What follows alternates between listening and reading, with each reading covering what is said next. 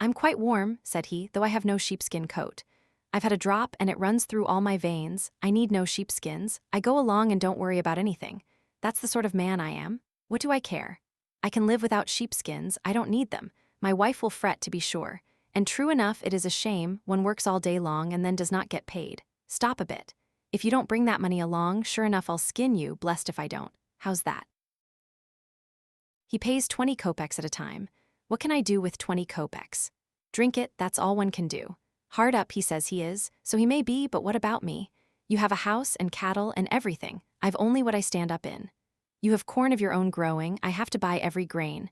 Do what I will, I must spend 3 rubles every week for bread alone.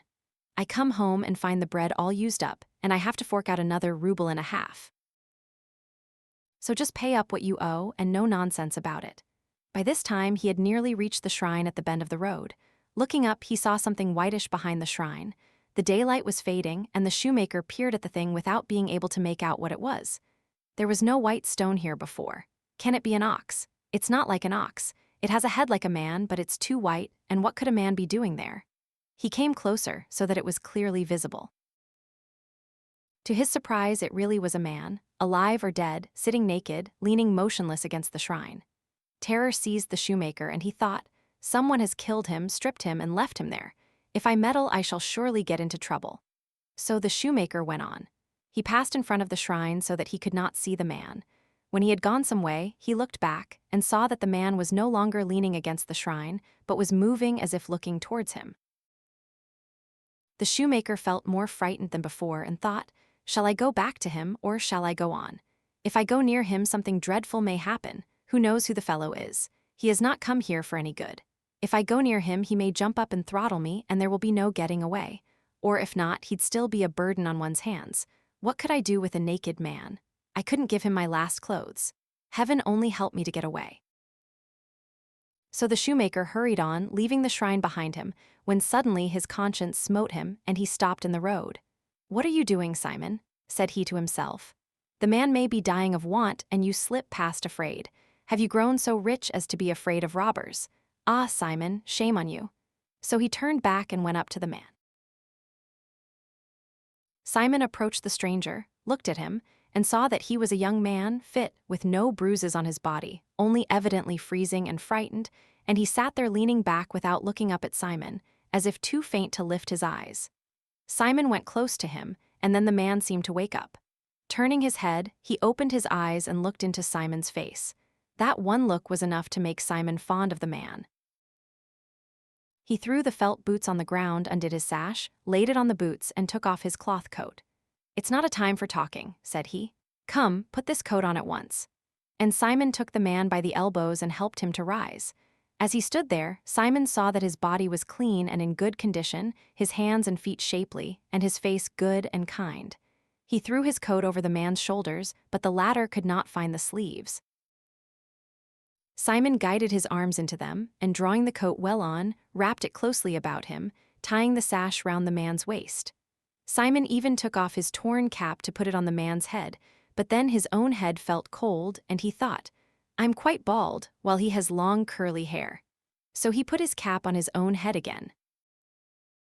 "It will be better to give him something for his feet," thought he, and he made the man sit down and helped him to put on the felt boots, saying, "There, friend, now move about and warm yourself. Other matters can be settled later on. Can you walk?" The man stood up and looked kindly at Simon but could not say a word. "Why don't you speak?" said Simon. "It's too cold to stay here, we must be getting home. There now, take my stick, and if you're feeling weak, lean on that. Now step out."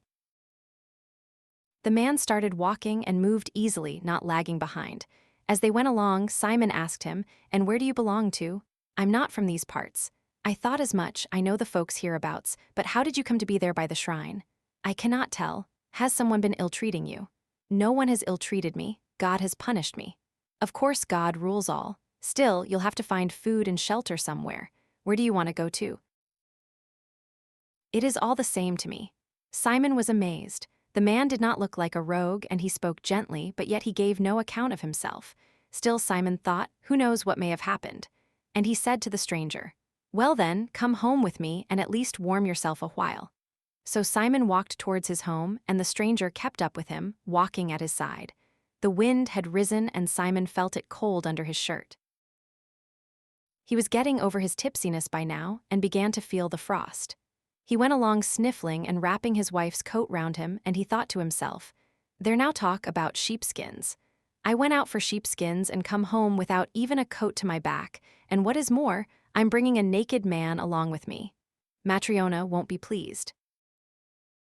And when he thought of his wife, he felt sad. But when he looked at the stranger and remembered how he had looked up at him at the shrine, his heart was glad. Simon's wife had everything ready early that day. She had cut wood, brought water, fed the children, eaten her own meal, and now she sat thinking. She wondered when she ought to make bread, now or tomorrow. There was still a large piece left. If Simon has had some dinner in town, thought she, and does not eat much for supper, the bread will last out another day.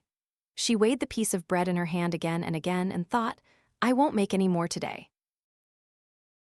We have only enough flour left to bake one batch. We can manage to make this last out till Friday. So Matryona put away the bread and sat down at the table to patch her husband's shirt. While she worked, she thought how her husband was buying skins for a winter coat. If only the dealer does not cheat him. My good man is much too simple. He cheats nobody, but any child can take him in. 8 rubles is a lot of money. He should get a good coat at that price. Not tan skins, but still a proper winter coat. How difficult it was last winter to get on without a warm coat. I could neither get down to the river nor go out anywhere. When he went out, he put on all we had, and there was nothing left for me. He did not start very early today, but still it's time he was back. I only hope he has not gone on the spree. Hardly had Matryona thought this, when steps were heard on the threshold, and someone entered. Matryona stuck her needle into her work and went out into the passage. There she saw 2 men, Simon, and with him a man without a hat and wearing felt boots. Matryona noticed at once that her husband smelt of spirits. There now he has been drinking, thought she. And when she saw that he was coatless, had only her jacket on, brought no parcel, stood there silent, and seemed ashamed, her heart was ready to break with disappointment. He has drunk the money, thought she, and has been on the spree with some good-for-nothing fellow whom he has brought home with him. Matryona let them pass into the hut, followed them in, and saw that the stranger was a young, slight man, wearing her husband's coat. There was no shirt to be seen under it, and he had no hat. Having entered, he stood, neither moving nor raising his eyes, and Matryona thought, he must be a bad man, he's afraid. Matryona frowned and stood beside the oven looking to see what they would do. Simon took off his cap and sat down on the bench as if things were all right. Come, Matryona, if supper is ready, let us have some. Matryona muttered something to herself and did not move, but stayed where she was, by the oven. She looked first at the one and then at the other of them, and only shook her head. Simon saw that his wife was annoyed, but tried to pass it off. Pretending not to notice anything, he took the stranger by the arm. Sit down, friend, said he, and let us have some supper. The stranger sat down on the bench. Haven't you cooked anything for us? Said Simon. Matryona's anger boiled over. I've cooked, but not for you. It seems to me you have drunk your wits away. You went to buy a sheepskin coat, but come home without so much as the coat you had on, and bring a naked vagabond home with you. I have no supper for drunkards like you. That's enough, Matryona, don't wag your tongue without reason. You had better ask what sort of man, and you tell me what you've done with the money. Simon found the pocket of the jacket, drew out the 3-ruble note and unfolded it. Here is the money. Trifonov did not pay, but promises to pay soon. Matryona got still more angry. He had bought no sheepskins, but had put his only coat on some naked fellow and had even brought him to their house. She snatched up the note from the table, took it to put away in safety, and said, I have no supper for you. We can't feed all the naked drunkards in the world. There now, Matryona, hold your tongue a bit. First hear what a man has to say. Much wisdom I shall hear from a drunken fool. I was right in not wanting to marry you, a drunkard. The linen my mother gave me you drank, and now you've been to buy a coat and have drunk it, too. Simon tried to explain to his wife that he had only spent 20 kopecks, tried to tell how he had found the man, but Matryona would not let him get a word in. She talked 19 to the dozen and dragged in things that had happened 10 years before. Matryona talked, and at last she flew at Simon and seized him by the sleeve. Give me my jacket. It is the only one I have, and you must needs take it from me and wear it yourself. Give it here, you mangy dog, and may the devil take you. Simon began to pull off the jacket and turned a sleeve of it inside out. Matryona seized the jacket and it burst its seams. She snatched it up, threw it over her head and went to the door. She meant to go out, but stopped undecided. She wanted to work off her anger, but she also wanted to learn what sort of a man the stranger was. Matryona stopped and said, "If he were a good man, he would not be naked. Why, he hasn't even a shirt on him. If you were all right, you would say where you came across the fellow." "That's just what I am trying to tell you," said Simon. "As I came to the shrine, I saw him sitting all naked and frozen. It isn't quite the weather to sit about naked. God sent me to him, or he would have perished. What was I to do? How do we know what may have happened to him? So I took him, clothed him, and brought him along. Don't be so angry, Matryona. It is a sin. Remember, we all must die one day." Angry words rose to Matryona's lips, but she looked at the stranger and was silent. He sat on the edge of the bench, motionless, his hands folded on his knees, his head drooping on his breast, his eyes closed, and his brows knit as if in pain. Matryona was silent, and Simon said, "Matryona, have you no love of God?" Matryona heard these words, and as she looked at the stranger, suddenly her heart softened towards him. She came back from the door, and going to the oven she got out the supper. Setting a cup on the table, she poured out some kvass. Then she brought out the last piece of bread and set out a knife and spoons. "Eat, if you want to," said she. Simon drew the stranger to the table. "Take your place, young man," said he. Simon cut the bread, crumbled it into the broth, and they began to eat. Matryona sat at the corner of the table, resting her head on her hand and looking at the stranger. And Matryona was touched with pity for the stranger and began to feel fond of him.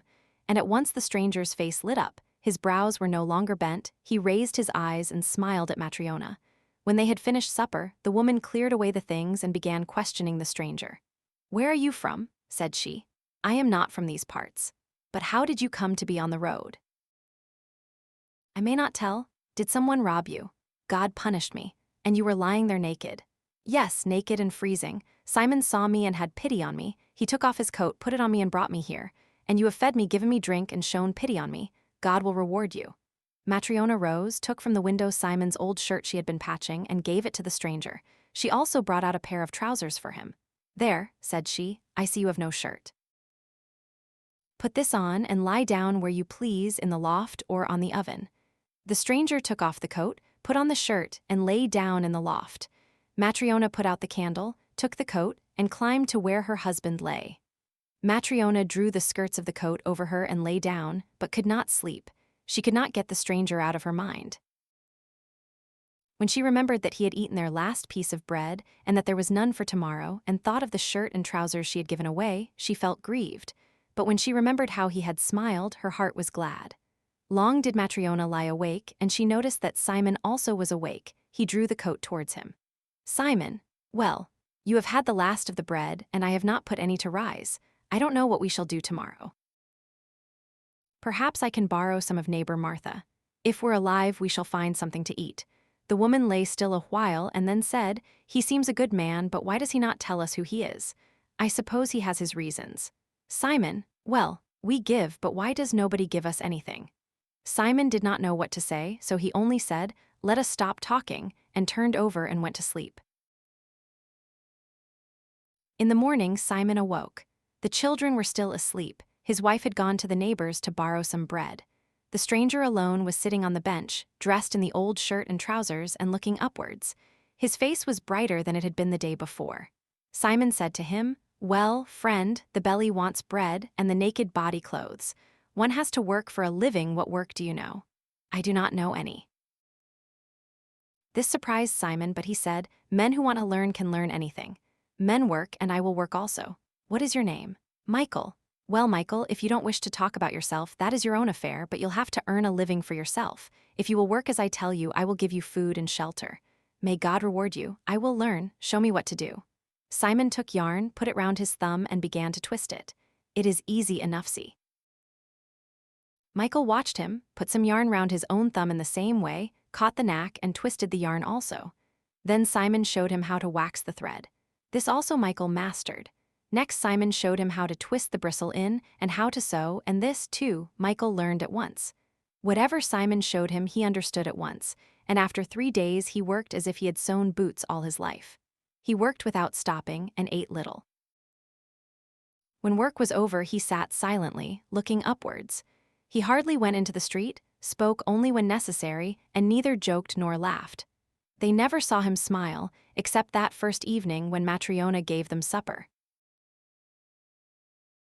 Day by day and week by week the year went round. Michael lived and worked with Simon. His fame spread till people said that no one sewed boots so neatly and strongly as Simon's workman Michael. And from all the district round people came to Simon for their boots, and he began to be well off.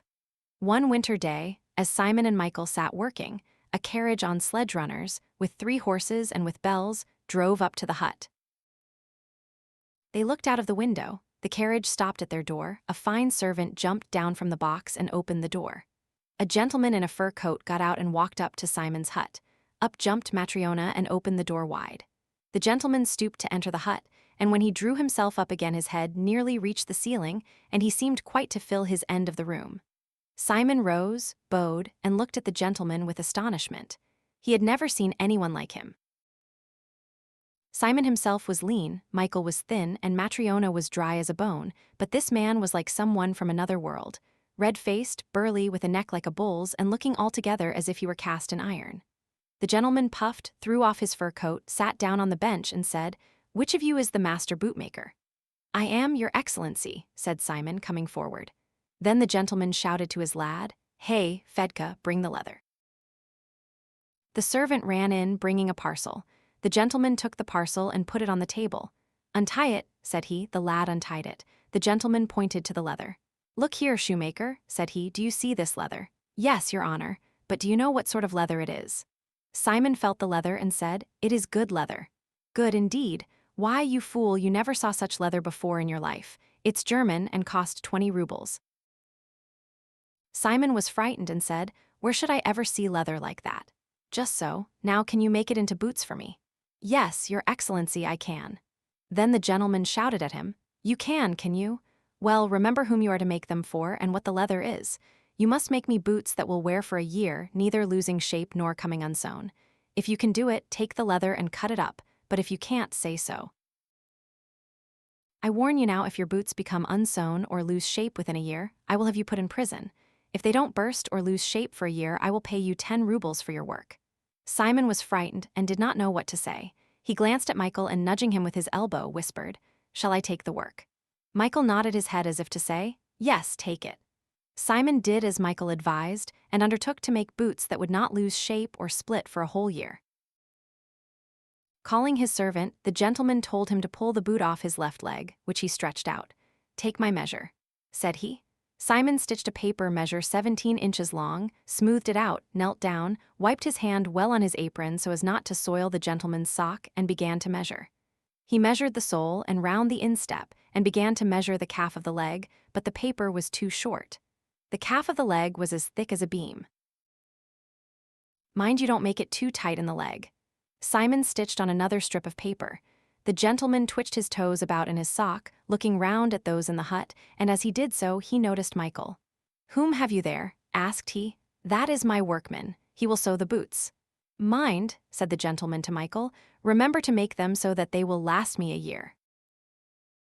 Simon also looked at Michael and saw that Michael was not looking at the gentleman, but was gazing into the corner behind the gentleman as if he saw someone there.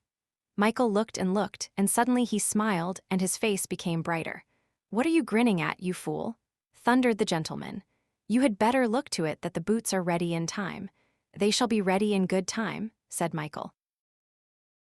"Mind it is so," said the gentleman, and he put on his boots and his fur coat, wrapped the latter round him, and went to the door. But he forgot to stoop and struck his head against the lintel. He swore and rubbed his head. Then he took his seat in the carriage and drove away. When he had gone, Simon said, "There's a figure of a man for you. You could not kill him with a mallet." He almost knocked out the lintel, but little harm it did him. And Matryona said, "Living as he does, how should he not grow strong? Death itself can't touch such a rock as that." Then Simon said to Michael, "Well, we have taken the work, but we must see we don't get into trouble over it. The leather is dear and the gentleman hot-tempered. We must make no mistakes. Come, your eye is truer and your hands have become nimbler than mine, so you take this measure and cut out the boots. I will finish off the sewing of the vamps." Michael did as he was told. He took the leather, spread it out on the table, folded it in two, took a knife and began to cut out. Matryona came and watched him cutting and was surprised to see how he was doing it. Matryona was accustomed to seeing boots made, and she looked and saw that Michael was not cutting the leather for boots, but was cutting it round. She wished to say something, but she thought to herself, "Perhaps I do not understand how gentlemen's boots should be made. I suppose Michael knows more about it, and I won't interfere."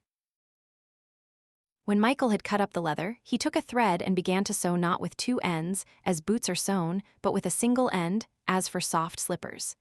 Again Matryona wondered, but again she did not interfere. Michael sewed on steadily till noon. Then Simon rose for dinner, looked around, and saw that Michael had made slippers out of the gentleman's leather. "Ah," groaned Simon, and he thought, "How is it that Michael, who has been with me a whole year and never made a mistake before, should do such a dreadful thing?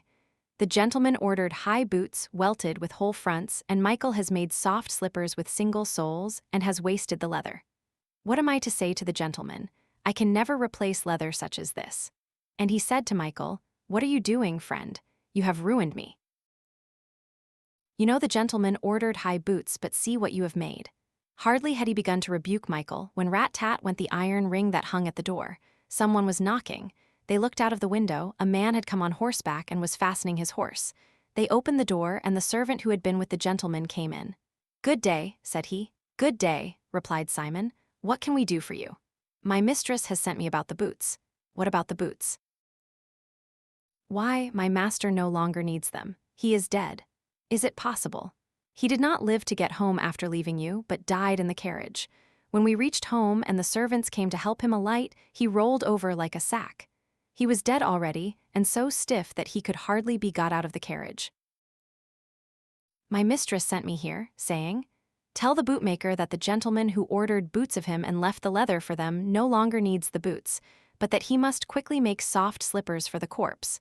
Wait till they are ready and bring them back with you. That is why I have come.'" Michael gathered up the remnants of the leather, rolled them up, took the soft slippers he had made, slapped them together, wiped them down with his apron, and handed them and the roll of leather to the servant, who took them and said, "Goodbye, masters, and good day to you." Another year passed, and another, and Michael was now living his 6th year with Simon. He lived as before. He went nowhere, only spoke when necessary, and had only smiled twice in all those years, once when Matryona gave him food, and a second time when the gentleman was in their hut. Simon was more than pleased with his workmen. He never now asked him where he came from, and only feared lest Michael should go away. They were all at home one day. Matryona was putting iron pots in the oven. The children were running along the benches and looking out of the window. Simon was sewing at one window, and Michael was fastening on a heel at the other. One of the boys ran along the bench to Michael, leant on his shoulder, and looked out of the window. "Look, Uncle Michael, there is a lady with little girls. She seems to be coming here, and one of the girls is lame." When the boy said that, Michael dropped his work, turned to the window, and looked out into the street. Simon was surprised. Michael never used to look out into the street, but now he pressed against the window, staring at something. Simon also looked out and saw that a well-dressed woman was really coming to his hut, leading by the hand 2 little girls in fur coats and woolen shawls. The girls could hardly be told one from the other, except that one of them was crippled in her left leg and walked with a limp. The woman stepped into the porch and entered the passage. Feeling about for the entrance, she found the latch, which she lifted, and opened the door. She let the 2 girls go in first and followed them into the hut. "Good day, good folk. Pray come in," said Simon. "What can we do for you?" The woman sat down by the table. The 2 little girls pressed close to her knees, afraid of the people in the hut. "I want leather shoes made for these 2 little girls for spring." "We can do that. We never have made such small shoes, but we can make them, either welted or turnover shoes, linen-lined. My man, Michael, is a master at the work." Simon glanced at Michael and saw that he had left his work and was sitting with his eyes fixed on the little girls. Simon was surprised. It was true the girls were pretty, with black eyes, plump and rosy-cheeked, and they wore nice kerchiefs and fur coats, but still Simon could not understand why Michael should look at them like that, just as if he had known them before. He was puzzled, but went on talking with the woman and arranging the price. Having fixed it, he prepared the measure. The woman lifted the lame girl onto her lap and said, "Take 2 measures from this little girl. Make 1 shoe for the lame foot and 3 for the sound one. They both have the same size feet. They are twins." Simon took the measure and, speaking of the lame girl, said, "How did it happen to her? She is such a pretty girl. Was she born so?" "No, her mother crushed her leg." Then Matryona joined in. She wondered who this woman was and whose the children were, so she said, "Are not you their mother then?" "No, my good woman, I am neither their mother nor any relation to them. They were quite strangers to me, but I adopted them. They are not your children, and yet you are so fond of them. How can I help being fond of them? I fed them both at my own breasts. I had a child of my own, but God took him. I was not so fond of him as I now am of them." "Then whose children are they?" "It is about 6 years since their parents died, both in 1 week. Their father was buried on the Tuesday, and their mother died on the Friday. These orphans were born 3 days after their father's death, and their mother did not live another day. My husband and I were then living as peasants in the village. We were neighbors of theirs, our yard being next to theirs. Their father was a lonely man, a woodcutter in the forest. When felling trees one day, they let one fall on him. It fell across his body and crushed his bowels out. They hardly got him home before his soul went to God, and that same week his wife gave birth to twins, these little girls. She was poor and alone. She had no one, young or old, with her. Alone she gave them birth, and alone she met her death. The next morning I went to see her, but when I entered the hut, she, poor thing, was already stark and cold. In dying she had rolled on to this child and crushed her leg. The village folk came to the hut, washed the body, laid her out, made a coffin, and buried her. They were good folk. The babies were left alone. What was to be done with them? I was the only woman there who had a baby at the time. I was nursing my firstborn 8 weeks old, so I took them for a time. The peasants came together and thought what to do with them, and at last they said to me, "For the present, Mary, you had better keep the girls, and later on we will arrange what to do for them." So I nursed the sound one at my breast, but at first I did not feed this crippled one. I did not suppose she would live. But then I thought to myself, why should the poor innocent suffer? I pitied her and began to feed her. And so I fed my own boy and these 2, the 3 of them, at my own breast. I was young and strong and had good food, and God gave me so much milk that at times it even overflowed. I used sometimes to feed 2 at a time, while the 3rd was waiting. When one had enough, I nursed the 3rd. And God so ordered it that these grew up, while my own was buried before he was 2 years old. And I had no more children, though we prospered. Now my husband is working for the corn merchant at the mill. The pay is good, and we are well off. But I have no children of my own, and how lonely I should be without these little girls. How can I help loving them? They are the joy of my life. She pressed the lame little girl to her with one hand, while with the other she wiped the tears from her cheeks. And Matryona sighed and said, "The proverb is true that says, 'One may live without father or mother, but one cannot live without God.'" So they talked together, when suddenly the whole hut was lighted up as though by summer lightning from the corner where Michael sat. They all looked towards him and saw him sitting, his hands folded on his knees, gazing upwards and smiling. The woman went away with the girls. Michael rose from the bench, put down his work, and took off his apron. Then, bowing low to Simon and his wife, he said, "Farewell, masters. God has forgiven me. I ask your forgiveness, too, for anything done amiss." And they saw that a light shone from Michael. And Simon rose, bowed down to Michael, and said, "I see, Michael, that you are no common man, and I can neither keep you nor question you. Only tell me this, how is it that when I found you and brought you home, you were gloomy, and when my wife gave you food you smiled at her and became brighter? Then when the gentleman came to order the boots, you smiled again and became brighter still. And now, when this woman brought the little girls, you smiled a 3rd time and have become as bright as day. Tell me, Michael, why does your face shine so, and why did you smile those 3 times?" And Michael answered, "Light shines from me because I have been punished, but now God has pardoned me. And I smiled 3 times because God sent me to learn 3 truths, and I have learnt them. One I learnt when your wife pitied me, and that is why I smiled the 1st time. The 2nd I learnt when the rich man ordered the boots, and then I smiled again. And now, when I saw those little girls, I learned the 3rd and last truth, and I smiled the 3rd time." And Simon said, "Tell me, Michael, what did God punish you for, and what were the 3 truths, that I too may know them?" And Michael answered, "God punished me for disobeying him. I was an angel in heaven and disobeyed God. God sent me to fetch a woman's soul. I flew to earth and saw a sick woman lying alone who had just given birth to twin girls. They moved feebly at their mother's side, but she could not lift them to her breast.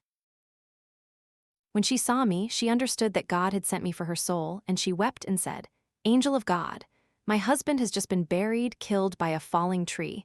I have neither sister nor aunt nor mother, no one to care for my orphans. Do not take my soul. Let me nurse my babes, feed them, and set them on their feet before I die. Children cannot live without father or mother.' And I hearkened to her. I placed one child at her breast and gave the other into her arms, and returned to the Lord in heaven. I flew to the Lord and said, 'I could not take the soul of the mother. Her husband was killed by a tree, the woman has twins, and prays that her soul may not be taken. She says, "Let me nurse and feed my children and set them on their feet. Children cannot live without father or mother. I have not taken her soul." And God said, "Go take the mother's soul and learn 3 truths. Learn what dwells in man, what is not given to man, and what men live by. When thou hast learnt these things, thou shalt return to heaven." So I flew again to earth and took the mother's soul. The babes dropped from her breasts. Her body rolled over on the bed and crushed one babe, twisting its leg. I rose above the village, wishing to take her soul to God, but a wind seized me, and my wings drooped and dropped off. Her soul rose alone to God, while I fell to earth by the roadside. And Simon and Matryona understood who it was that had lived with them, and whom they had clothed and fed. And they wept with awe and with joy. And the angel said, "I was alone in the field naked. I had never known human needs, cold and hunger, till I became a man. I was famished, frozen, and did not know what to do. I saw, near the field I was in, a shrine built for God, and I went to it hoping to find shelter. But the shrine was locked, and I could not enter.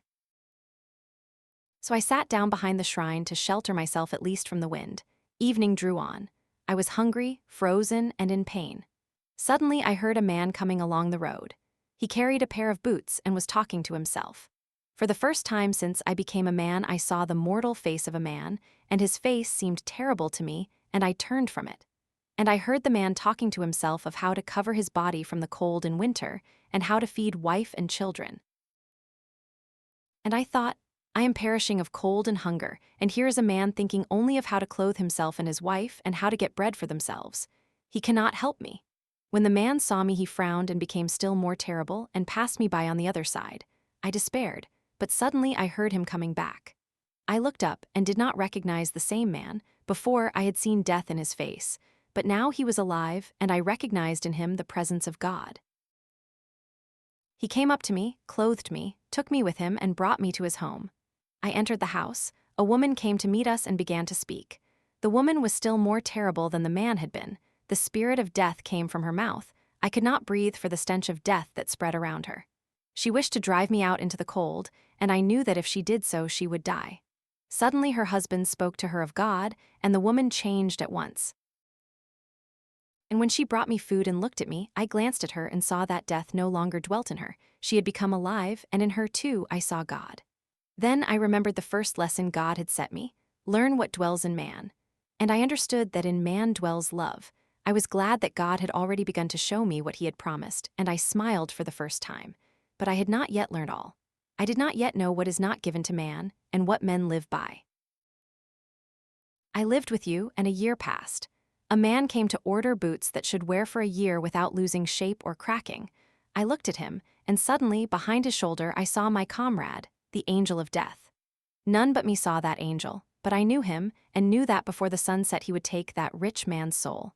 And I thought to myself, the man is making preparations for a year, and does not know that he will die before evening. And I remembered God's second saying, learn what is not given to man. What dwells in man I already knew. Now I learnt what is not given him. It is not given to man to know his own needs. And I smiled for the second time. I was glad to have seen my comrade angel, glad also that God had revealed to me the second saying. But I still did not know all. I did not know what men live by. And I lived on, waiting till God should reveal to me the last lesson. In the 6th year came the girl twins with the woman, and I recognized the girls and heard how they had been kept alive. Having heard the story, I thought, their mother besought me for the children's sake, and I believed her when she said that children cannot live without father or mother, but a stranger has nursed them and has brought them up. And when the woman showed her love for the children that were not her own and wept over them, I saw in her the living God and understood what men live by. And I knew that God had revealed to me the last lesson and had forgiven my sin. And then I smiled for the third time. And the angel's body was bared, and he was clothed in light so that I could not look on him, and his voice grew louder, as though it came not from him but from heaven above. And the angel said, I have learnt that all men live not by care for themselves, but by love. It was not given to the mother to know what her children needed for their life, nor was it given to the rich man to know what he himself needed. Nor is it given to any man to know whether, when evening comes, he will need boots for his body or slippers for his corpse. I remained alive when I was a man, not by care of myself, but because love was present in a passerby, and because he and his wife pitied and loved me. The orphans remained alive not because of their mother's care, but because there was love in the heart of a woman, a stranger to them, who pitied and loved them. And all men live not by the thought they spend on their own welfare, but because love exists in man. I knew before that God gave life to men and desires that they should live. Now I understood more than that. I understood that God does not wish men to live apart, and therefore he does not reveal to them what each one needs for himself, but he wishes them to live united, and therefore reveals to each of them what is necessary for all. I have now understood that though it seems to men that they live by care for themselves, in truth it is love alone by which they live. He who has love is in God, and God is in him, for God is love.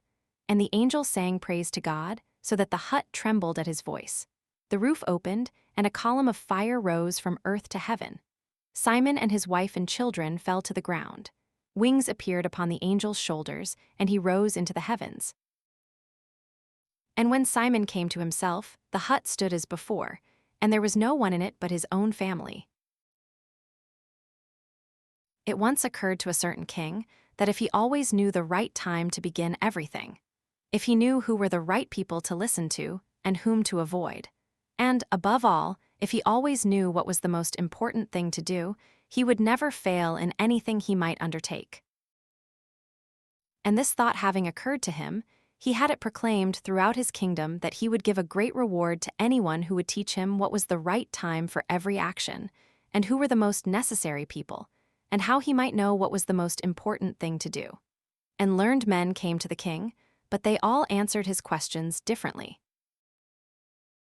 In reply to the first question, some said that to know the right time for every action, one must draw up in advance a table of days, months, and years, and must live strictly according to it. Only thus, said they, could everything be done at its proper time.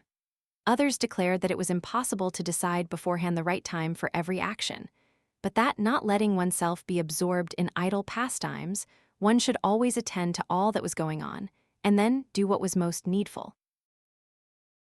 Others, again, said that however attentive the king might be to what was going on, it was impossible for one man to decide correctly the right time for every action, but that he should have a council of wise men who would help him to fix the proper time for everything. But then again others said there were some things which could not wait to be laid before a council, but about which one had at once to decide whether to undertake them or not. But in order to decide that, one must know beforehand what was going to happen. It is only magicians who know that, and therefore, in order to know the right time for every action, one must consult magicians. Equally various were the answers to the second question. Some said the people the king most needed were his counselors, others the priests, others the doctors, while some said the warriors were the most necessary. To the third question, as to what was the most important occupation, some replied that the most important thing in the world was science. Others said it was skill in warfare, and others, again, that it was religious worship. All the answers being different, the king agreed with none of them and gave the reward to none. But still wishing to find the right answers to his questions, he decided to consult a hermit, widely renowned for his wisdom. The hermit lived in a wood which he never quitted, and he received none but common folk. So the king put on simple clothes, and before reaching the hermit's cell dismounted from his horse, and leaving his bodyguard behind, went on alone. When the king approached, the hermit was digging the ground in front of his hut. Seeing the king, he greeted him and went on digging. The hermit was frail and weak, and each time he stuck his spade into the ground and turned a little earth, he breathed heavily. The king went up to him and said, "I have come to you, wise hermit, to ask you to answer 3 questions. How can I learn to do the right thing at the right time? Who are the people I most need, and to whom should I therefore pay more attention than to the rest? And what affairs are the most important and need my first attention?" The hermit listened to the king, but answered nothing. He just spat on his hand and recommenced digging. "You are tired," said the king. "Let me take the spade and work a while for you." "Thanks," said the hermit, and giving the spade to the king, he sat down on the ground. When he had dug 2 beds, the king stopped and repeated his questions. The hermit again gave no answer, but rose, stretched out his hand for the spade, and said, "Now rest a while and let me work a bit." But the king did not give him the spade and continued to dig. 1 hour passed and another. The sun began to sink behind the trees, and the king at last stuck the spade into the ground and said, "I came to you, wise man, for an answer to my questions. If you can give me none, tell me so, and I will return home." "Here comes some one running," said the hermit. "Let us see who it is." The king turned round and saw a bearded man come running out of the wood. The man held his hands pressed against his stomach, and blood was flowing from under them. When he reached the king, he fell fainting on the ground, moaning feebly. The king and the hermit unfastened the man's clothing. There was a large wound in his stomach. The king washed it as best he could and bandaged it with his handkerchief and with a towel the hermit had. But the blood would not stop flowing, and the king again and again removed the bandage soaked with warm blood and washed and rebandaged the wound. When at last the blood ceased flowing, the man revived and asked for something to drink. The king brought fresh water and gave it to him. Meanwhile the sun had set, and it had become cool. So the king, with the hermit's help, carried the wounded man into the hut and laid him on the bed. Lying on the bed, the man closed his eyes and was quiet. But the king was so tired with his walk and with the work he had done that he crouched down on the threshold and also fell asleep so soundly that he slept all through the short summer night. When he awoke in the morning, it was long before he could remember where he was, or who was the strange bearded man lying on the bed and gazing intently at him with shining eyes. "Forgive me," said the bearded man in a weak voice when he saw that the king was awake and was looking at him. "I do not know you and have nothing to forgive you for," said the king. "You do not know me, but I know you. I am that enemy of yours who swore to revenge himself on you because you executed his brother and seized his property. I knew you had gone alone to see the hermit, and I resolved to kill you on your way back. But the day passed, and you did not return. So I came out from my ambush to find you, and I came upon your bodyguard, and they recognized me and wounded me.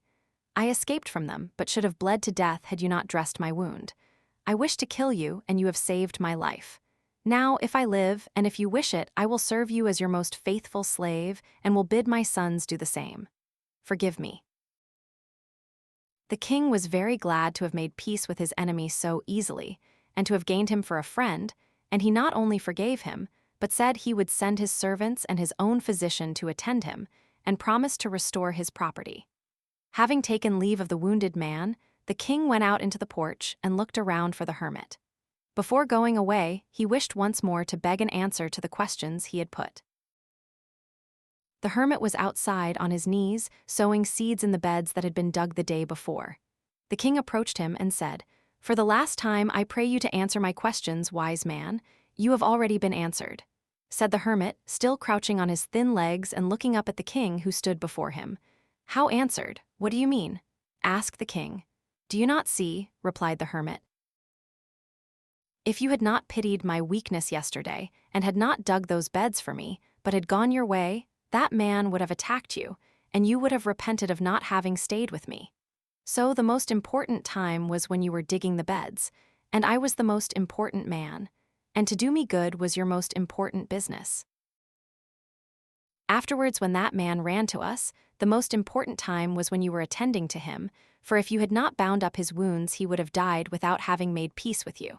So he was the most important man, and what you did for him was your most important business. Remember then, There is only one time that is important. Now. It is the most important time because it is the only time when we have any power. The most necessary man is he with whom you are, for no man knows whether he will ever have dealings with anyone else. And the most important affair is to do him good, because for that purpose alone was man sent into this life. In the town of Surat in India was a coffee house where many travelers and foreigners from all parts of the world met and conversed. One day, a learned Persian theologian visited this coffee house. He was a man who had spent his life studying the nature of the deity and reading and writing books upon the subject. He had thought, read, and written so much about God that eventually he lost his wits, became quite confused, and ceased even to believe in the existence of a god. The Shah, hearing of this, had banished him from Persia. After having argued all his life about the first cause, this unfortunate theologian had ended by quite perplexing himself, and instead of understanding that he had lost his own reason, he began to think that there was no higher reason controlling the universe. This man had an African slave who followed him everywhere. When the theologian entered the coffee house, the slave remained outside, near the door, sitting on a stone in the glare of the sun, and driving away the flies that buzzed around him. The Persian, having settled down on a divan in the coffee house, ordered himself a cup of opium. When he had drunk it and the opium had begun to quicken the workings of his brain, he addressed his slave through the open door. "Tell me, wretched slave," said he, "do you think there is a God or not?" "Of course there is," said the slave, and immediately drew from under his girdle a small idol of wood. "There," said he, "that is the God who has guarded me from the day of my birth. Everyone in our country worships the fetish tree, from the wood of which this god was made." This conversation between the theologian and his slave was listened to with surprise by the other guests in the coffee house. They were astonished at the master's question, and yet more so at the slave's reply. One of them, a Brahmin, on hearing the words spoken by the slave, turned to him and said, "Miserable fool, is it possible you believe that God can be carried under a man's girdle? There is one God, Brahma, and he is greater than the whole world, for he created it. Brahma is the one, the mighty God, and in his honor are built the temples on the Ganges banks, where his true priests, the Brahmins, worship him. They know the true God, and none but they." 1,000 score of years have passed, and yet through revolution after revolution these priests have held their sway, because Brahma, the one true God, has protected them. So spoke the Brahmin, thinking to convince everyone, but a Jewish broker who was present replied to him and said, "No, the temple of the true God is not in India. Neither does God protect the Brahmin caste. The true God is not the God of the Brahmins, but of Abraham, Isaac, and Jacob. None does he protect but his chosen people, the Israelites. From the commencement of the world, our nation has been beloved of him, and ours alone. If we are now scattered over the whole earth, it is but to try us, for God has promised that he will one day gather his people together in Jerusalem. Then, with the temple of Jerusalem, the wonder of the ancient world restored to its splendor, shall Israel be established a ruler over all nations." So spoke the Jew, and burst into tears. He wished to say more, but an Italian missionary who was there interrupted him. "What you are saying is untrue," said he to the Jew. "You attribute injustice to God. He cannot love your nation above the rest. Nay, rather, even if it be true that of old he favored the Israelites, it is now 1900 years since they angered him, and caused him to destroy their nation and scatter them over the earth, so that their faith makes no converts and has died out except here and there. God shows preference to no nation, but calls all who wish to be saved to the bosom of the Catholic Church of Rome, the one outside whose borders no salvation can be found." So spoke the Italian. But a Protestant minister, who happened to be present, growing pale, turned to the Catholic missionary and exclaimed, "How can you say that salvation belongs to your religion? Those only will be saved who serve God according to the gospel, in spirit and in truth, as bidden by the word of Christ." Then a Turk, an office holder in the custom house at Surat, who was sitting in the coffee house smoking a pipe, turned with an air of superiority to both the Christians. "Your belief in your Roman religion is vain," said he. "It was superseded 1200 years ago by the true faith, that of Mohammed. You cannot but observe how the true Mohammed faith continues to spread both in Europe and Asia, and even in the enlightened country of China." You say yourselves that God has rejected the Jews, and, as a proof, you quote the fact that the Jews are humiliated and their faith does not spread. Confess then the truth of Mohammedanism, for it is triumphant and spreads far and wide. None will be saved but the followers of Mohammed, God's latest prophet, and of them only the followers of Omar, and not of Ali, for the latter are false to the faith. To this, the Persian theologian, who was of the sect of Ali, wished to reply, but by this time a great dispute had arisen among all the strangers of different faiths and creeds present. There were Abyssinian Christians, Lamas from Thibet, Ismailians, and fire worshippers. They all argued about the nature of God and how he should be worshipped. Each of them asserted that in his country alone was the true God known and rightly worshipped. Everyone argued and shouted except a Chinaman, a student of Confucius, who sat quietly in one corner of the coffee house, not joining in the dispute. He sat there drinking tea and listening to what the others said, but did not speak himself. The Turk noticed him sitting there and appealed to him, saying, "You can confirm what I say, my good Chinaman. You hold your peace, but if you spoke I know you would uphold my opinion. Traders from your country who come to me for assistance tell me that though many religions have been introduced into China, you Chinese consider Mohammedanism the best of all and adopt it willingly. Confirm, then, my words and tell us your opinion of the true God and of his prophet." "Yes, yes," said the rest, turning to the Chinaman. "Let us hear what you think on the subject." The Chinaman, the student of Confucius, closed his eyes and thought a while. Then he opened them again, and drawing his hands out of the wide sleeves of his garment, and folding them on his breast, he spoke as follows, in a calm and quiet voice. "Sirs, it seems to me that it is chiefly pride that prevents men agreeing with one another on matters of faith. If you care to listen to me, I will tell you a story which will explain this by an example. I came here from China on an English steamer which had been round the world. We stopped for fresh water and landed on the east coast of the island of Sumatra. It was midday, and some of us, having landed, sat in the shade of some coconut palms by the seashore, not far from a native village. We were a party of men of different nationalities. As we sat there, a blind man approached us. We learned afterwards that he had gone blind from gazing too long and too persistently at the sun, trying to find out what it is in order to seize its light. He strove a long time to accomplish this, constantly looking at the sun, but the only result was that his eyes were injured by its brightness, and he became blind. Then he said to himself, "The light of the sun is not a liquid, for if it were a liquid it would be possible to pour it from one vessel into another, and it would be moved, like water, by the wind. Neither is it fire, for if it were fire, water would extinguish it. Neither is light a spirit, for it is seen by the eye, nor is it matter, for it cannot be moved. Therefore, as the light of the sun is neither liquid, nor fire, nor spirit, nor matter, it is nothing." So he argued, and, as a result of always looking at the sun and always thinking about it, he lost both his sight and his reason.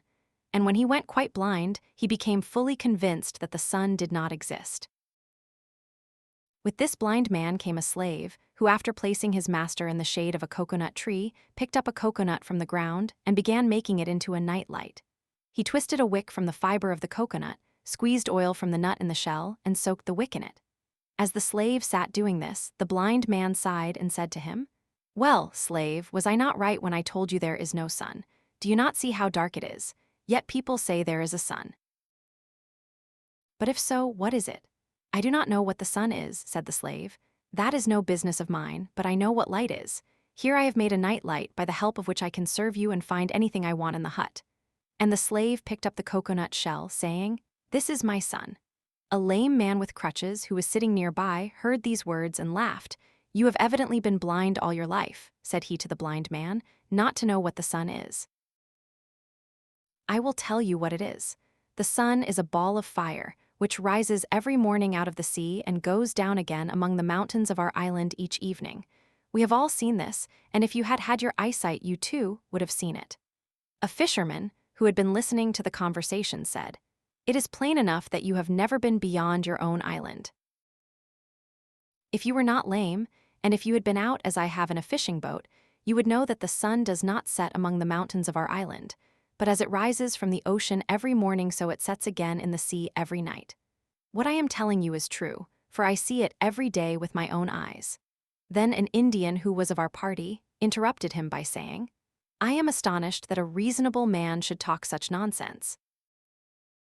How can a ball of fire possibly descend into the water and not be extinguished? The sun is not a ball of fire at all. It is the deity named Deva, who rides forever in a chariot round the Golden Mountain, Meru. Sometimes the evil serpents Ragu and Ketu attack Deva and swallow him, and then the earth is dark. But our priests pray that the deity may be released, and then he is set free. Only such ignorant men as you, who have never been beyond their own island, can imagine that the sun shines for their country alone." Then the master of an Egyptian vessel who was present spoke in his turn. "No," said he, "you also are wrong.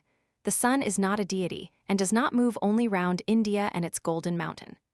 I have sailed much on the Black Sea and along the coasts of Arabia, and have been to Madagascar and to the Philippines. The sun lights the whole earth and not India alone. It does not circle round one mountain but rises far in the east, beyond the Isles of Japan, and sets far, far away in the west, beyond the islands of England. That is why the Japanese call their country Nippon, that is, the birth of the sun. I know this well, for I have myself seen much, and heard more from my grandfather, who sailed to the very ends of the sea." He would have gone on, but an English sailor from our ship interrupted him. "There is no country," he said, "where people know so much about the sun's movements as in England. The sun, as everyone in England knows, rises nowhere and sets nowhere. It is always moving round the earth. We can be sure of this, for we have just been round the world ourselves, and nowhere knocked up against the sun. Wherever we went, the sun showed itself in the morning and hid itself at night, just as it does here." And the Englishman took a stick and, drawing circles on the sand, tried to explain how the sun moves in the heavens and goes round the world. But he was unable to explain it clearly, and pointing to the ship's pilot said, "This man knows more about it than I do. He can explain it properly." The pilot, who was an intelligent man, had listened in silence to the talk till he was asked to speak. Now everyone turned to him, and he said, "You are all misleading one another and are yourselves deceived.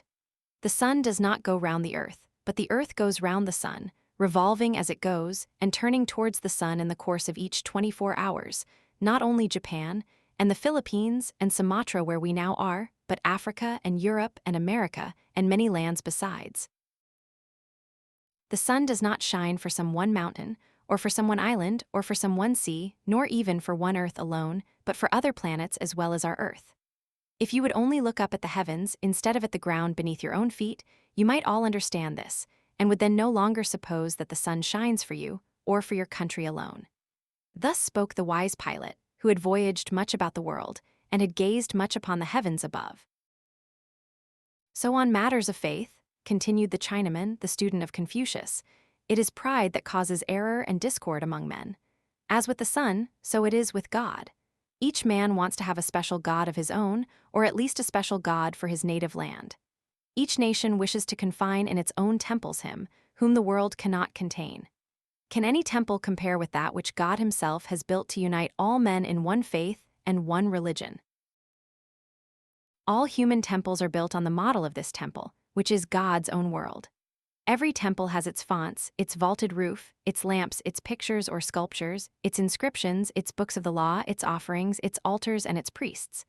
But in what temple is there such a font as the ocean, such a vault as that of the heavens, such lamps as the sun, moon, and stars, or any figures to be compared with living, loving, mutually helpful men?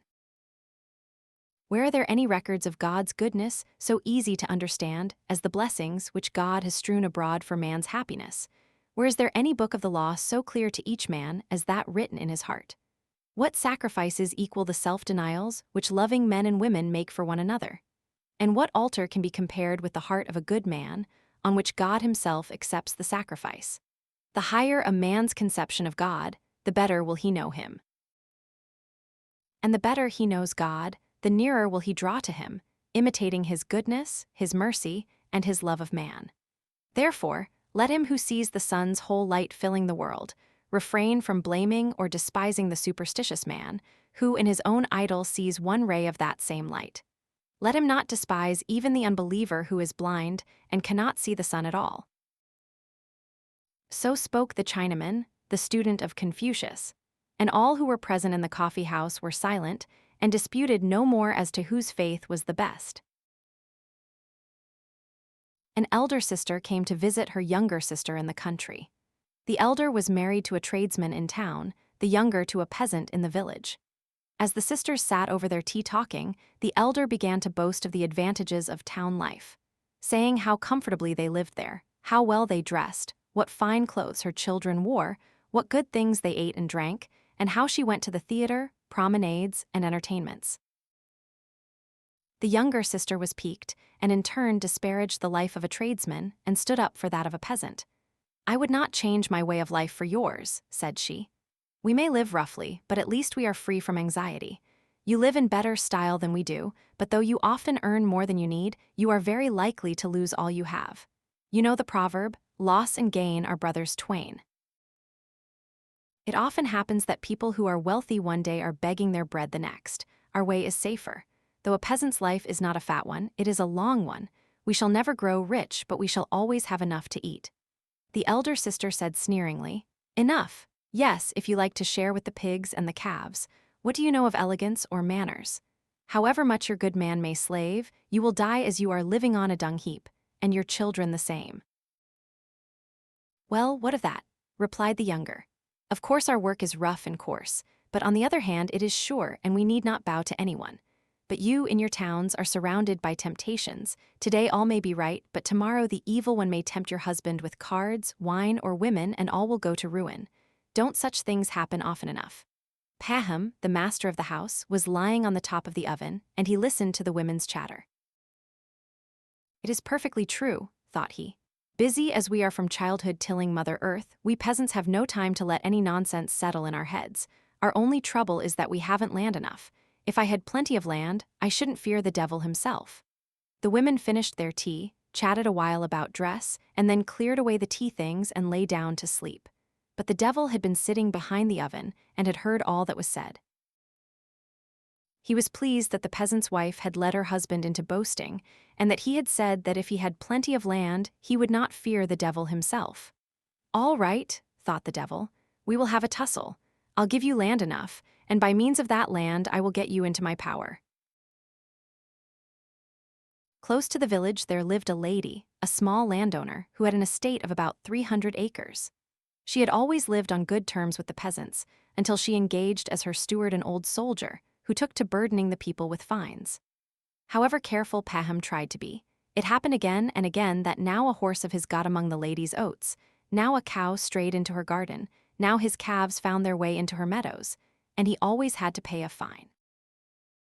Paham paid, but grumbled, and going home in a temper was rough with his family. All through that summer Paham had much trouble because of this steward, and he was even glad when winter came and the cattle had to be stabled. Though he grudged the fodder when they could no longer graze on the pasture land, at least he was free from anxiety about them. In the winter the news got about that the lady was going to sell her land, and that the keeper of the inn on the high road was bargaining for it. When the peasants heard this, they were very much alarmed. "Well," thought they, "if the innkeeper gets the land he will worry us with fines worse than the lady's steward. We all depend on that estate." So the peasants went on behalf of their commune and asked the lady not to sell the land to the innkeeper, offering her a better price for it themselves. The lady agreed to let them have it. Then the peasants tried to arrange for the commune to buy the whole estate so that it might be held by all in common. They met twice to discuss it, but could not settle the matter. The evil one sowed discord among them, and they could not agree. So they decided to buy the land individually, each according to his means, and the lady agreed to this plan as she had to the other. Presently Paham heard that a neighbor of his was buying 50 acres, and that the lady had consented to accept 1/2 in cash and to wait a year for the other half. Paham felt envious. "Look at that," thought he, "the land is all being sold, and I shall get none of it." So he spoke to his wife. "Other people are buying," said he, "and we must also buy 20 acres or so. Life is becoming impossible. That steward is simply crushing us with his fines." So they put their heads together and considered how they could manage to buy it. They had 100 rubles laid by. They sold a colt and 1/2 of their bees, hired out one of their sons as a laborer, and took his wages in advance, borrowed the rest from a brother-in-law, and so scraped together half the purchase money. Having done this, Paham chose out a farm of 40 acres, some of it wooded, and went to the lady to bargain for it. They came to an agreement, and he shook hands with her upon it and paid her a deposit in advance. Then they went to town and signed the deeds, he paying half the price down and undertaking to pay the remainder within 2 years. So now Paham had land of his own. He borrowed seed and sowed it on the land he had bought.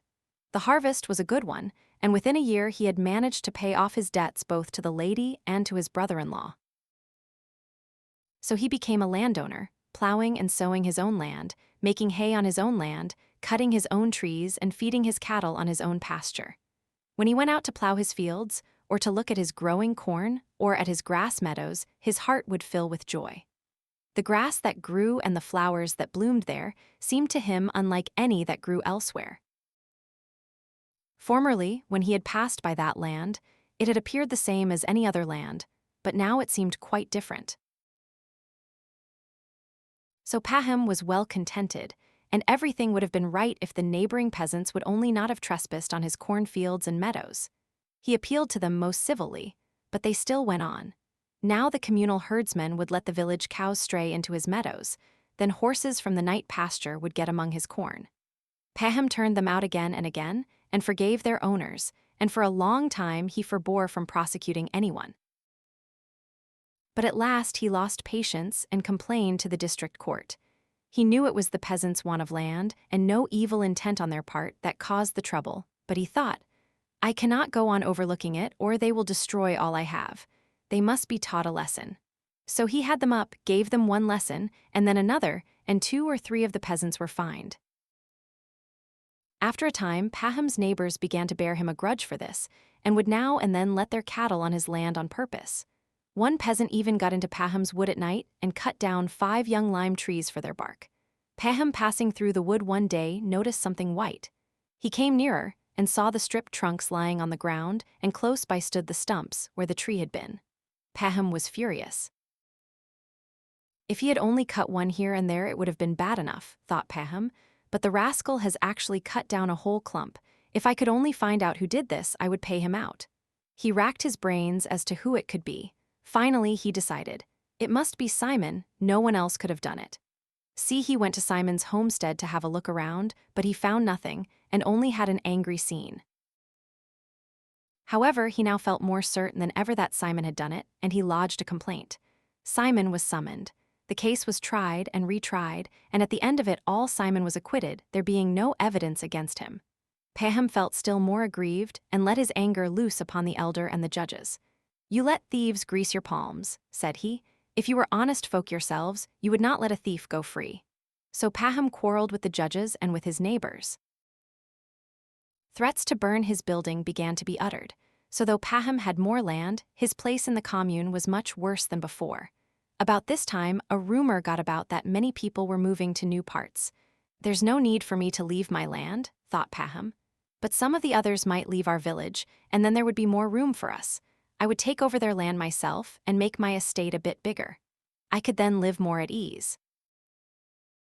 As it is, I am still too cramped to be comfortable. One day Paham was sitting at home when a peasant passing through the village happened to call in. He was allowed to stay the night, and supper was given him. Paham had a talk with this peasant and asked him where he came from. The stranger answered that he came from beyond the Volga, where he had been working. One word led to another, and the man went on to say that many people were settling in those parts. He told how some people from his village had settled there. They had joined the commune and had had 25 acres per man granted them. The land was so good, he said, that the rye sown on it grew as high as a horse, and so thick that 5 cuts of a sickle made a sheaf. One peasant, he said, had brought nothing with him but his bare hands, and now he had 6 horses and 2 cows of his own. Paham's heart kindled with desire.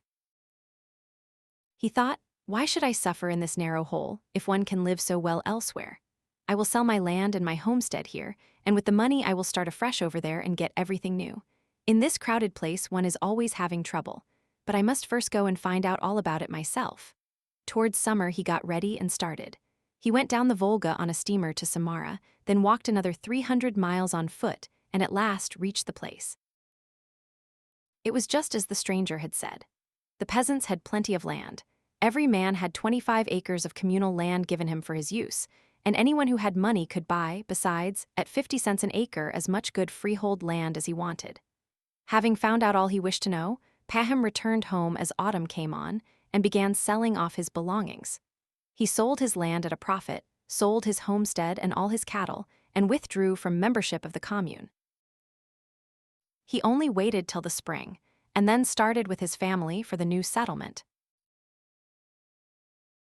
As soon as Paham and his family arrived at their new abode, he applied for admission into the commune of a large village. He stood treat to the elders and obtained the necessary documents. 5 shares of communal land were given him for his own and his son's use, that is to say 125 acres, not altogether, but in different fields, besides the use of the communal pasture. Paham put up the buildings he needed and bought cattle. Of the communal land alone, he had 3 times as much as at his former home, and the land was good cornland. He was 10 times better off than he had been. He had plenty of arable land and pasturage, and could keep as many head of cattle as he liked. At first, in the bustle of building and settling down, Paham was pleased with it all, but when he got used to it, he began to think that even here he had not enough land. The first year, he sowed wheat on his share of the communal land and had a good crop. He wanted to go on sowing wheat, but had not enough communal land for the purpose, and what he had already used was not available, for in those parts wheat is only sown on virgin soil or on fallow land. It is sown for 1 or 2 years, and then the land lies fallow till it is again overgrown with prairie grass. There were many who wanted such land, and there was not enough for all, so that people quarreled about it. Those who were better off wanted it for growing wheat, and those who were poor wanted it to let to dealers so that they might raise money to pay their taxes. Paham wanted to sow more wheat, so he rented land from a dealer for a year. He sowed much wheat and had a fine crop, but the land was too far from the village. The wheat had to be carted more than 10 miles. After a time, Paham noticed that some peasant dealers were living on separate farms and were growing wealthy, and he thought, if I were to buy some freehold land and have a homestead on it, it would be a different thing altogether. Then it would all be nice and compact. The question of buying freehold land recurred to him again and again. He went on in the same way for 3 years, renting land and sowing wheat. The seasons turned out well and the crops were good, so that he began to lay money by. He might have gone on living contentedly, but he grew tired of having to rent other people's land every year and having to scramble for it. Wherever there was good land to be had, the peasants would rush for it and it was taken up at once, so that unless you were sharp about it you got none. It happened in the 3rd year that he and a dealer together rented a piece of pasture land from some peasants, and they had already plowed it up when there was some dispute, and the peasants went to law about it, and things fell out so that the labor was all lost. If it were my own land, thought Paham, I should be independent, and there would not be all this unpleasantness. So Paham began looking out for land which he could buy, and he came across a peasant who had bought 1,300 acres, but having got into difficulties, was willing to sell again cheap. Paham bargained and haggled with him, and at last they settled the price at 1,500 rubles, part in cash and part to be paid later. They had all but clinched the matter, when a passing dealer happened to stop at Paham's one day to get a feed for his horse. He drank tea with Paham, and they had a talk. The dealer said that he was just returning from the land of the Bashkirs, far away, where he had bought 13,000 acres of land all for 1,000 rubles. Paham questioned him further, and the tradesman said, all one need do is to make friends with the chiefs. I gave away about 100 rubles worth of dressing gowns and carpets, besides a case of tea, and I gave wine to those who would drink it, and I got the land for less than 2 cents an acre. And he showed Paham the title deeds, saying, the land lies near a river and the whole prairie is virgin soil. Paham plied him with questions, and the tradesman said, there is more land there than you could cover if you walked a year, and it all belongs to the Bashkirs. They are as simple as sheep, and land can be got almost for nothing. There now, thought Paham, with my 1,000 rubles, why should I get only 1,300 acres and saddle myself with a debt besides? If I take it out there, I can get more than 10 times as much for the money. Paham inquired how to get to the place, and as soon as the tradesman had left him, he prepared to go there himself. He left his wife to look after the homestead, and started on his journey taking his man with him. They stopped at a town on their way and bought a case of tea, some wine, and other presents, as the tradesman had advised. On and on they went until they had gone more than 300 miles, and on the 7th day they came to a place where the Bashkirs had pitched their tents. It was all just as the tradesman had said. The people lived on the steppes by a river in felt-covered tents. They neither tilled the ground nor ate bread. Their cattle and horses grazed in herds on the steppe. The colts were tethered behind the tents, and the mares were driven to them twice a day. The mares were milked, and from the milk kumis was made. It was the women who prepared kumis, and they also made cheese. As far as the men were concerned, drinking kumis and tea, eating mutton and playing on their pipes was all they cared about. They were all stout and merry, and all the summer long they never thought of doing any work. They were quite ignorant and knew no Russian, but were good-natured enough. As soon as they saw Pahom, they came out of their tents and gathered round their visitor. An interpreter was found, and Pahom told them he had come about some land. The Bashkirs seemed very glad. They took Pahom and led him into one of the best tents, where they made him sit on some down cushions placed on a carpet, while they sat round him. They gave him tea and kumis and had a sheep killed and gave him mutton to eat. Pahom took presents out of his cart and distributed them among the Bashkirs and divided amongst them the tea. The Bashkirs were delighted. They talked a great deal among themselves and then told the interpreter to translate. "They wish to tell you," said the interpreter, "that they like you and that it is our custom to do all we can to please a guest and to repay him for his gifts. You have given us presents, now tell us which of the things we possess please you best, that we may present them to you." "What pleases me best here," answered Pahom, "is your land. Our land is crowded and the soil is exhausted, but you have plenty of land and it is good land. I never saw the like of it." The interpreter translated. The Bashkirs talked among themselves for a while. Pahom could not understand what they were saying, but saw that they were much amused and that they shouted and laughed. Then they were silent and looked at Pahom, while the interpreter said, "They wish me to tell you that in return for your presents they will gladly give you as much land as you want. You have only to point it out with your hand, and it is yours." The Bashkirs talked again for a while and began to dispute.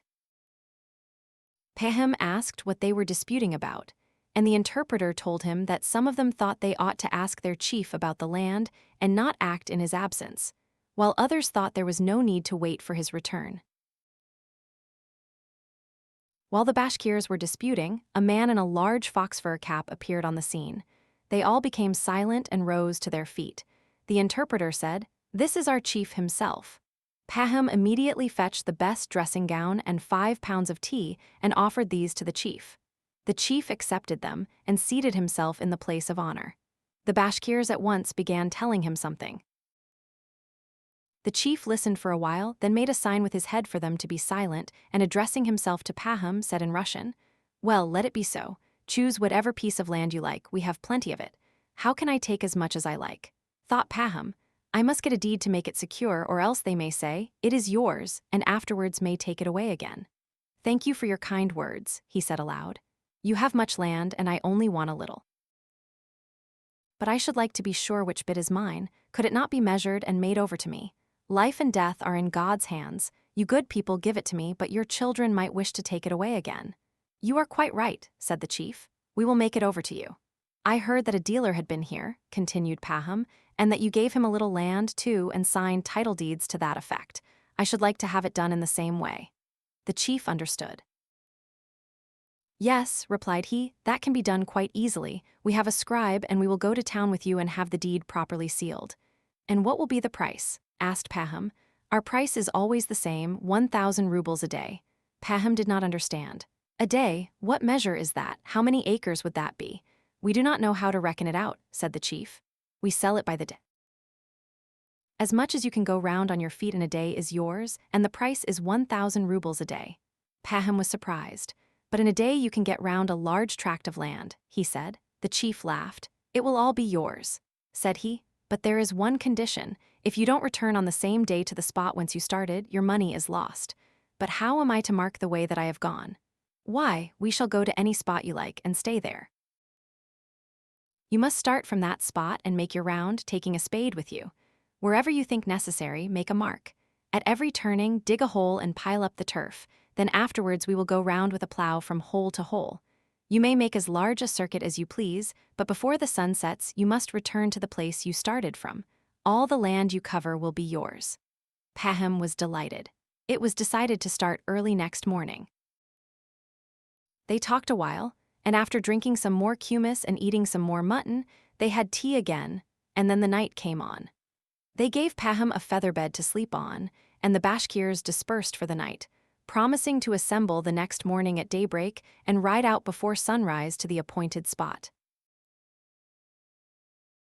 Paham lay on the feather bed but could not sleep. He kept thinking about the land. "What a large tract I will mark off," thought he. "I can easily go 35 miles in a day. The days are long now, and within a circuit of 35 miles, what a lot of land there will be. I will sell the poorer land or let it to peasants, but I'll pick out the best and farm it. I will buy 2 ox teams and hire 2 more laborers. About 150 acres shall be plow land, and I will pasture cattle on the rest." Paham lay awake all night and dozed off only just before dawn. Hardly were his eyes closed when he had a dream. He thought he was lying in that same tent and heard somebody chuckling outside. He wondered who it could be, and rose and went out, and he saw the Bashkir chief sitting in front of the tent, holding his side and rolling about with laughter. Going nearer to the chief, Paham asked, "What are you laughing at?" But he saw that it was no longer the chief, but the dealer who had recently stopped at his house and had told him about the land. Just as Paham was going to ask, "Have you been here long?" he saw that it was not the dealer, but the peasant who had come up from the Volga long ago to Paham's old home. Then he saw that it was not the peasant either, but the devil himself with hoofs and horns, sitting there and chuckling, and before him lay a man barefoot, prostrate on the ground, with only trousers and a shirt on. And Paham dreamt that he looked more attentively to see what sort of a man it was lying there, and he saw that the man was dead, and that it was himself. He awoke horror-struck. "What things one does dream," thought he. Looking round, he saw through the open door that the dawn was breaking. "It's time to wake them up," thought he. "We ought to be starting." He got up, roused his man who was sleeping in his cart, bade him harness, and went to call the Bashkirs. "It's time to go to the steppe to measure the land," he said. The Bashkirs rose and assembled, and the chief came too. Then they began drinking kumis again and offered Paham some tea, but he would not wait. "If we are to go, let us go." "It is high time," said he. The Bashkirs got ready and they all started, some mounted on horses and some in carts. Paham drove in his own small cart with his servant and took a spade with him. When they reached the steppe, the morning red was beginning to kindle. They ascended a hillock, called by the Bashkirs a shikhin, and dismounting from their carts and their horses, gathered in one spot. The chief came up to Paham and stretched out his arm towards the plain. "See," said he, "all this, as far as your eye can reach, is ours. You may have any part of it you like." Paham's eyes glistened. It was all virgin soil, as flat as the palm of your hand, as black as the seed of a poppy, and in the hollows different kinds of grasses grew breast-high. The chief took off his fox-fur cap, placed it on the ground, and said, "This will be the mark. Start from here and return here again. All the land you go round shall be yours." Paham took out his money and put it on the cap. Then he took off his outer coat, remaining in his sleeveless undercoat. He unfastened his girdle and tied it tight below his stomach, put a little bag of bread into the breast of his coat, and tying a flask of water to his girdle, he drew up the tops of his boots, took the spade from his man, and stood ready to start. He considered for some moments which way he had better go. It was tempting everywhere. "No matter," he concluded, "I will go towards the rising sun." He turned his face to the east, stretched himself, and waited for the sun to appear above the rim. "I must lose no time," he thought, "and it is easier walking while it is still cool." The sun's rays had hardly flashed above the horizon before Paham, carrying the spade over his shoulder, went down into the steppe. Paham started walking neither slowly nor quickly. After having gone 1,000 yards, he stopped, dug a hole, and placed pieces of turf one on another to make it more visible. Then he went on, and now that he had walked off his stiffness, he quickened his pace. After a while, he dug another hole. Paham looked back. The hillock could be distinctly seen in the sunlight, with the people on it and the glittering tires of the cartwheels. At a rough guess, Paham concluded that he had walked 3 miles. It was growing warmer. He took off his undercoat, flung it across his shoulder, and went on again. It had grown quite warm now. He looked at the sun. It was time to think of breakfast. The first shift is done, but there are 4 in a day and it is too soon yet to turn. But I will just take off my boots, said he to himself. He sat down, took off his boots, stuck them into his girdle, and went on. It was easy walking now. I will go on for another 3 miles, thought he, and then turn to the left. The spot is so fine that it would be a pity to lose it. The further one goes, the better the land seems. He went straight on it for a while, and when he looked round, the hillock was scarcely visible and the people on it looked like black ants, and he could just see something glistening there in the sun. Ah, thought Paham, I have gone far enough in this direction, it is time to turn. Besides, I am in a regular sweat and very thirsty.